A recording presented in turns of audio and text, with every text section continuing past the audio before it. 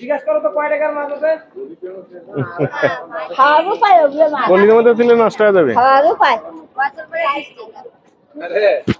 চাচি, এই যে পলির মধ্যে যে এই এই পচা মাছ যে পলির মধ্যে নিচে নষ্ট হয়ে যাবে তো। ও মোবাইল খান কাঁদতে দিছে।